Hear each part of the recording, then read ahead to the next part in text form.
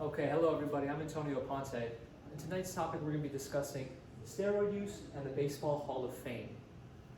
So let's get right into it. So just to introduce the topic, Barry Bonds is the all-time leader in home runs, a 7-time MVP winner, 14-time All-Star, and has a career average WAR of 7.8. To put that in perspective, his career average over 162 games is comparable to an MVP season, which is usually around a WAR, a wins above replacement, of 8. Bonds averaged 7.8 over a 22-year career. Incredible stuff. With that being said, Barry Bonds, for the 10th year now, was left off the ballot of the Hall of Fame, which means that he is no longer eligible to be on the ballots unless brought up by a special committee. So Bonds will most likely not make it to the Hall of Fame unless there are some drastic changes. So, with that being said, just a little bit about me. I'm Antonio Aponte. I'm a sports management major here at Lynn University. I have over 16 years of playing experience from the youth to the college level, and even some independent baseball with a league down here in South Florida. And last season, I completed my first season of management and coaching. So I've been around the baseball world for, pretty much my entire life now. More back to the topic. In today's search for an answer about the steroid era and what it did for baseball and was it good or not, the main question that we're going to try to answer tonight is, should members from that era be accepted into the Hall of Fame?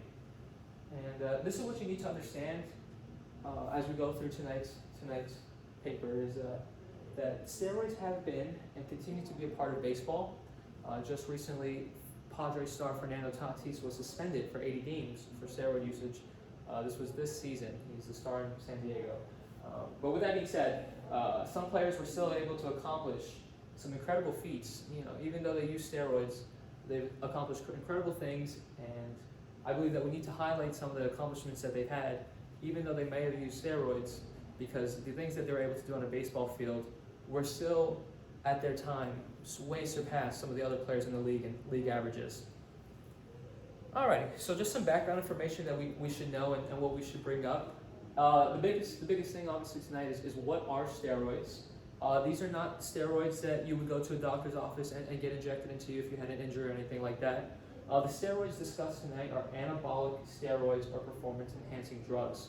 So what that means is that these are injected steroids that give players synthetic testosterone in order to produce greater muscle mass that the body would not have naturally produced. There's a couple of forms of that. There's your anabolic steroids, but then there's things such as HGH and SARMs, and basically what those do is HGH just increases the human growth hormone. That's a naturally produced hormone in the human body, but HGH obviously just gives the synthetic version of that hormone into the body. And then SARMs are not anabolic steroids, they're not considered steroids. They just rewire how the body produces testosterone to help players increase muscle mass. So it's very important to note some of the different steroids, because as you'll see later on in the argument, there was a lot of ways that players found loopholes through some of these steroids to get around that and still be able to take performance-enhancing drugs. We need to know how long this has been around, how long has it been a problem, how long has Major League Baseball known? And the answer is, we don't know. We don't know. But they have definitely been an issue since before the steroid era. From an article from Denise Carice, she states that players have attempted to gain artificial advantage in America's pastime since the 1800s. Back in the day, players used testosterone supplement from animal testicles to try to increase their performance. So steroid usage and the use of synthetic testosterone has been used widely throughout the sport since before the era. And as you'll see later on in the argument, of course, that's a problem. It's a problem because players during the era when steroid usage was most noticeable are being ridiculed for their performance, or for the use of steroids and their performance. But I don't think a lot of the common fans realize that this was not new at the time. It was long going, and the Major League Baseball knew about it. And a little later on in the argument, we talk about when they actually banned it. It wasn't until 1991, and it wasn't even tested until 2001. So a lot to unpack there. Continuing on, a lot of arguments that you hear about some of these players, some of the big names in the steroid eras, Bonds, Canseco, Mark McGwire, Sammy Sosa, you usually hear a lot of hitters. And so what people get the misconception is that the hitters were using it, so their performance was increased. And they were going up against pitchers that may have not used steroids. That's simply not the case. Usage was rampant league-wide. This was from Jose Canseco. I found a direct quote from him. Canseco believed that about 80% of major leaguers had taken steroids during the era. So what does that mean? What does that mean for the era? Like I said, it wasn't just hitters, it was pitchers too. And later on in the argument, we argue if it was on both sides, was there really a need to ban these players if both sides were using it? Not one side didn't have an advantage, they both had advantages, so their statistics may have been increased. But again, it was used on both sides, and you need to make note of that.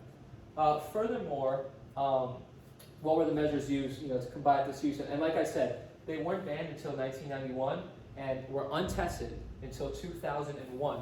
Again, something very important to note: the era of steroids, 1989, 2001 era. Those were when all the allegations started to come up. Those guys weren't even getting tested. It was a banned substance in '91, but again, they weren't getting tested. And in 2007, the Mitchell report, which we'll go into a little later in the argument, comes out, looks into the steroid era, unpacks what happened, and what they presented was some recommendations moving forward. And we'll look at that later in the argument. But the big thing to get here was, was it successful? And, obviously talking about it, 15 years later, it wasn't. And like I said, with Tatis getting suspended just as recently as this year, back in 2012, there was a big bust. It was former MVP Ryan Braun, Melky Cabrera was in the allegations, as well as Bartolo Colon, who was also a former MVP at the time, Cy Young winner. So even following the report, and even though the Major League Baseball followed some of the recommendations and the considerations of the report, there was still usage following the report that was released. So I found a quote from Chris Smith. I believe he was a senior member on the Forbes sports team, but he states that when discussing the Mitchell report, it was a notable effort, but it wasn't working. Again, this was in 2012. MLB has handed down suspensions each season to players caught using outlawed substances, and it's absurd to think that those players are the only ones guilty of juicing. So Smith kind of goes into kind of like that loophole area about maybe guys are still using it, getting around the laws and stuff. And I don't want to get into that too much. It's obviously a conspiracy, and there's no concrete evidence that guys might be continuously going around and kind of bending the rules a little bit. So I don't want to speak too much about that. But there was instances where guys were going around in loopholes and whatnot. So just a little bit more. So some other things to think about. What did the fans think at the time, and what's the consensus now on these players? And the numbers don't lie. So from '95 till 2001, MLB saw a revenue increase every single year. And it's important to note the dates here. '95 was the season after the '94 lockout. So Major League Baseball went from one of their lowest points where they saw the World Series get canceled for, I believe, the first time, I want to say ever, but I could be wrong. But it was the first time in a very long time, if anything. They saw the end of the season get canceled. There's lockouts. It affected the '94 and '95 season. And after the instance, Major League Baseball was in a really bad place money-wise. And during this era, what happens? Players have an increase in offensive production. And what does that mean? It means that there's going to be more fan engagement, because fans just love offensive production. It's just the truth of the matter. And you can see, I believe it's a 15 or 16% increase in MLB revenue. And it was not just revenue. Viewership went up, ratings, revenue went up. Ticket prices all increased when these players were on the field. And that meant a lot to the dying sport of baseball. So obviously the fans did not have anything against the players at the time, and that continues to remain true. It is still obviously a controversial topic, that's why we're discussing it today. But there is a lot of fans out there who enjoyed the content that was being produced by these players while they were on juice. Moving forward into the moral application of this and some of the theories that I looked into about the argument for the steroid usage. First we have to go to Friedrich Nietzsche, a German philosopher who kind of took a different approach to moral ethics. Kind of one of the founders and pioneers of existentialism, I would say, and kind of just tearing down like the good and evil and the morals that kind of basically what Nietzsche tried to do was tear down a lot of how would I say this? He tried to tear down the moral. The word I'm trying to look for is he tried to tear down a lot of the absolutism in morals that was previously shown by Kant and other philosophers. And it's actually an interesting argument that he makes that could be seen or could be parallel to the argument that I'm trying to make today.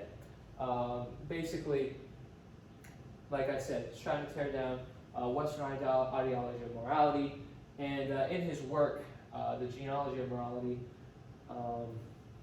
he says that weak people are just weak. It is good to do nothing for which we are not strong enough, but the grim state of affairs, this cleverness of the lowest rank which even insects possess. And basically what Nietzsche was trying to say and argued in his work is that us as a human race use good and evil as constraints. The weak use it as a constraint to hold back the strong. And Nietzsche argued against that. And he said, what really is good and evil? And what's good and evil about the idea of good and evil? And, when we think about cheating in professional sports as an American culture, cheating is just so un-American. But someone like a German outsider view like Nietzsche would say, well, why? What's wrong? These players are just looking for any advantage they can make. They're trying to be the best players of themselves. They're trying to be the strongest of the strong. Why hold them back? Why hold them back? And as you saw in the previous slide, when they don't get held back, they produce the best content, and the fans eat it up. So that was just a little bit about Nietzsche. The other theory that I want to discuss tonight is Ruth Benedict, and Benedict's work is also very interesting in tonight's argument. So Benedict argued about ethical relativism, and what's interesting about that, again, tears down the ideology of absolutism in morality and goes more into the topic of ethics being a cultural basis, based on a cultural basis. And you're probably sitting at home right now thinking, what does a steroid user have to do with cultural ethics and getting allowed into the Hall of Fame? Well, what I'll dig into my argument and what I state here is that baseball is a very diverse sport. There's players from Japan, Dominican Republic, Puerto Rico, Latin America. There's a lot of players from different countries, and in these countries, the culture surrounding baseball is different. It's not like in America. In America, it's school first, and then the athletics come second. It's part of the school system, and it's a school thing, and it's more of an event. In some of these other countries, it's not an event for them. It's a means to get out of the country. And when you think about it that way, and you think about cultural differences, what I say is a lot of these players who come from Hispanic descent and poor, less developed countries are looking for a way out of baseball. The connection I'm trying to make is that many young players experiment with steroids in these countries because it will give them the edge over some of their American counterparts. And some of these players do go to these extremes. And it's important to note that because, again, we don't see that here in American society. And because of that, or we don't see it as much, I shouldn't say that. There are still athletes who maybe do take steroids at a young age, and unfortunately, from a personal perspective and being in the sport for so long, I do know people who have tried steroids for multiple reasons. Some for injury-related reasons to try to relieve their pain from injuries, and some for performance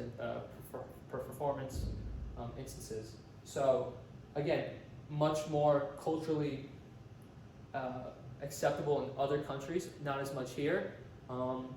But as you'll see in the argument, a lot of these guys come here and they're not used to all the strict regulations that we have in America. And it's actually what happened to Tatis. He took a substance to treat ringworms in his home country, the Dominican Republic.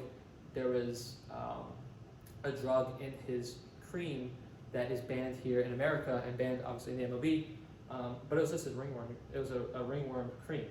So there's just different ways of how we do things here in America and what we put into our products and what we're used to and what other countries are used to. And it's just important to note that sometimes other countries might not have the same opportunities as us, and they look for other means to make it here. And it's important to note that. Okay, moving on to the Mitchell Report, the most important piece of legislation in terms of baseball steroid usage, and one of the most controversial as well. Anyways, a 20-month investigation took place around 2005. The report comes out in 2007. 409 pages of reporting. In the report, 89 players who allegedly took steroids are mentioned explicitly in the report, and these players are the names that we have come to coin the term the steroid era players. And then the report, following their findings, they give recommendations and conclusions. Two of them that I want to touch base on. First off, Major League Baseball should utilize an independent testing administrator to improve their capability to investigate the use of PEDs above and beyond the current urine testing program. Again, this was 2007. What the report found is that the tests that they were taking from 2001 to 2005, 2006, when the report was being done, were really inefficient, and this is where the loophole came into effect. A lot of guys couldn't take steroids, obviously, because they were starting to be tested. They took HGHs and other forms of steroids that got by. So, again, we'll go more into the argument, but obviously that creates a huge loophole. There's players that may have taken other steroids in this time, and if we're trying to keep steroid users out, there's a whole group of guys from 2001 to 2007 that might have been taking it, and we don't even know. But like I said, we'll go more into that in the persuasive argument portion of the report. Just want to keep going. Additionally, Major League Baseball should improve their methods of bearing the drugs from the clubhouse. This is 2007 talk, and we have to remember that 15 years later, the perspective and opinions on drugs has changed immensely.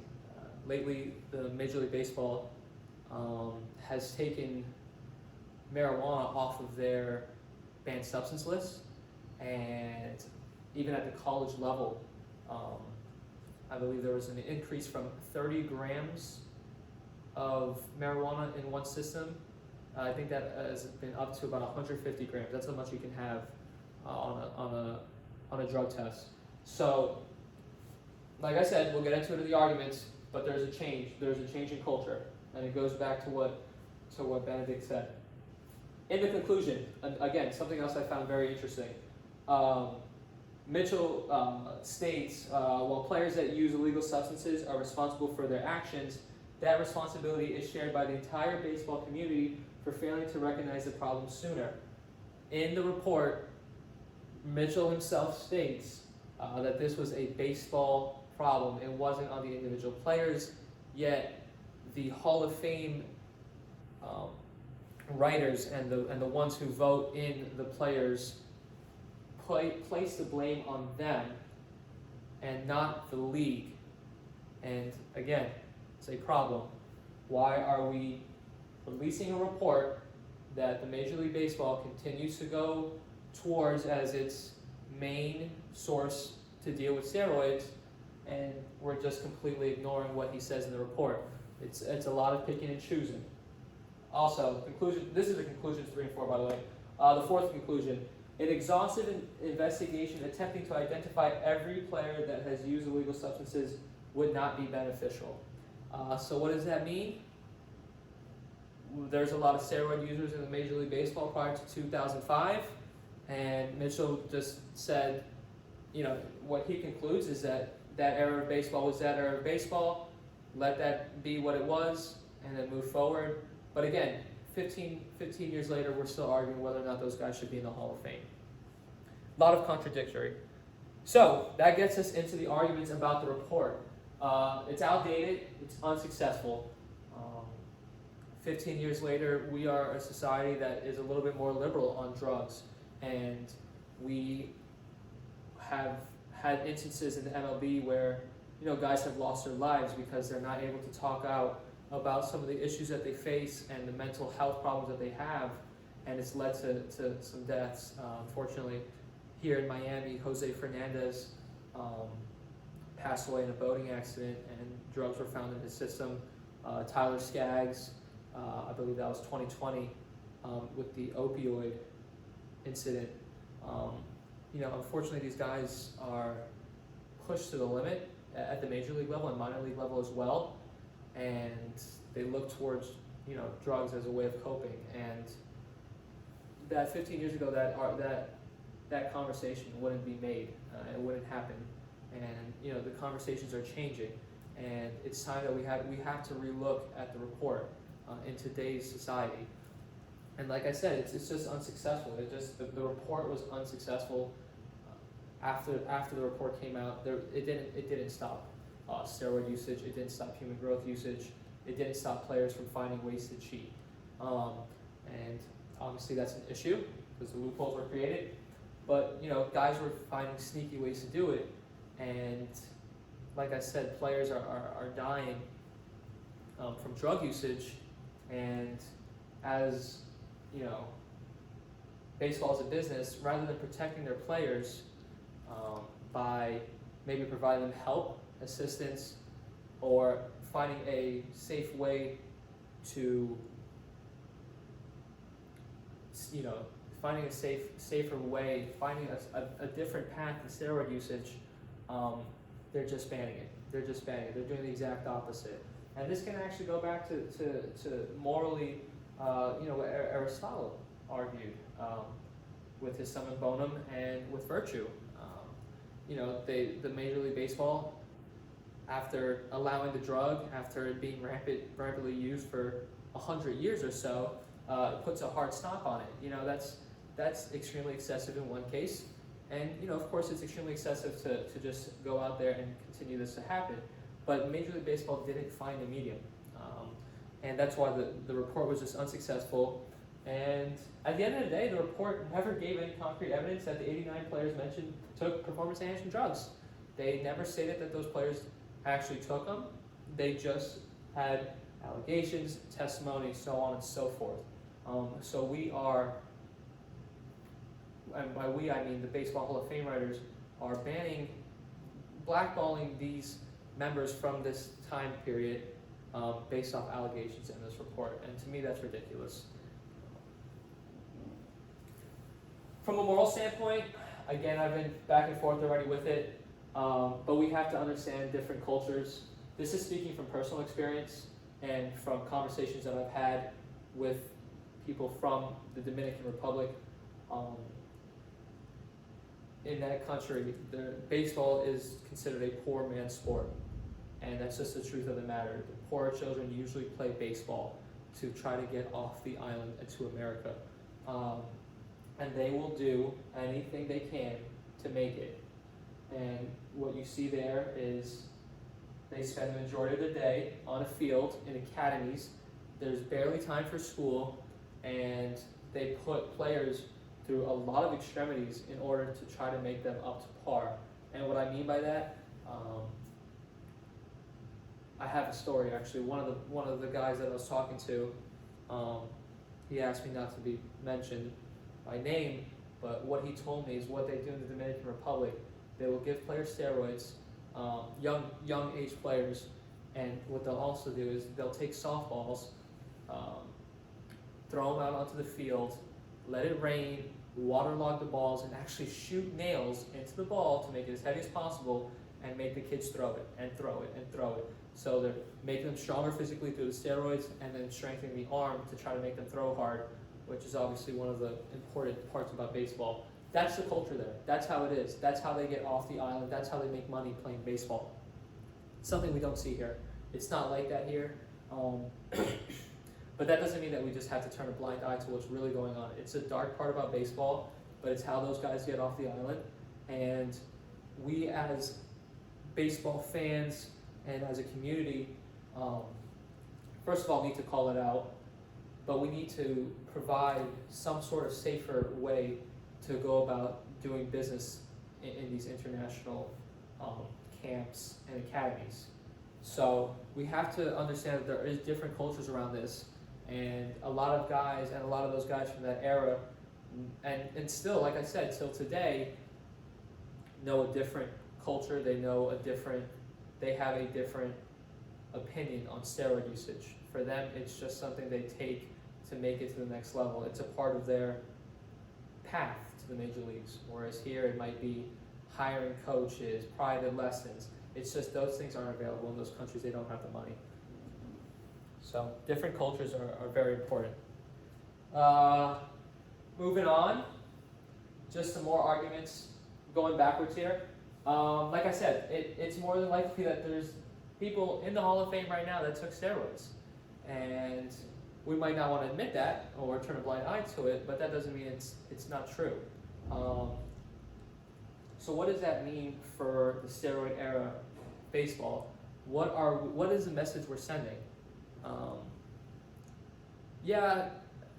From a major league standpoint, hey, yeah, guys, we didn't test for steroids until 2001. It wasn't even banned until 1991. But these guys that did it during this era are bad, so we're gonna blackball them out of the Hall of Fame. But hey, there might have been people before. We don't know. We're not gonna do an investigation to anything like that, and that's just gonna be the rules from here on out. That's just not the right way to conduct their business. It's just not right to those players. A lot of them had, again, like I said, incredible careers with or without steroid usage. They still had 20 plus years careers, and their accomplishments during that time period should not be looked down upon because, like I said, both sides were using it. It's not like hitters had an advantage and their stats were inflated.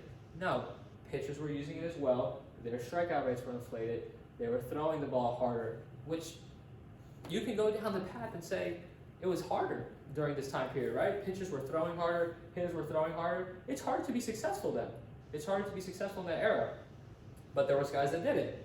And, when you have someone like Canseco saying that 80% of the league was on it, that's a very, very vast majority. And it sounds like it kind of evened out. So, moving on, David Ortiz was on the Hall of Fame ballot with guys like Bonds and Clemens this year. Ortiz makes it. He gets voted in. Bonds and Clemens obviously do not. And some of the other players like Sosa, I don't know if Jose Canseco was on the ballot or not. Anyways, Ortiz is a fan favorite in baseball. And like I said, he gets accepted into the Hall of Fame. But he was among the group of 100 players who allegedly used steroids in 2003. But he's a first ballot Hall of Famer. So now we see guys picking and choosing. This is after the steroid era.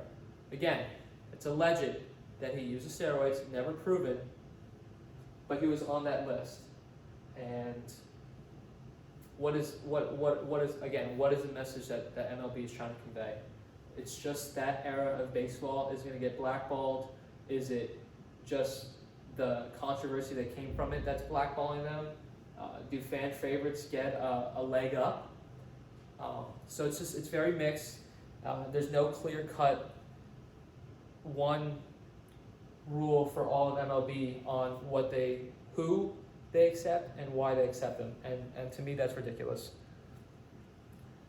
So moving forward, just from a fan perspective, there's a lot of support for these athletes.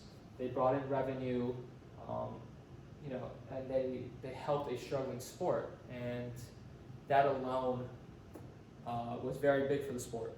And the reason I bring this up in an argument is there's a lot of people in the Major League Baseball Hall of Fame that haven't done good things, that did bad things in their career. And still they're in the hall for their statistical accomplishments. Well, we have a group of gentlemen who have statistical accomplishments in the sport that are banned for steroids. But all the good that they've done is looked past. Yet there's guys in the Major League Baseball Hall of Fame in the past who are not good people that are in the Hall of Fame. But we look past some of the negative things they've done. But for the MLB, steroids, they can't look past that, even though they couldn't even have it banned until 2001, even though they knew it was an issue for years and years prior. Again, just a lot of gray area from the writers and from the commission, and it's just flip-flop back and forth, no true concrete rule for these guys.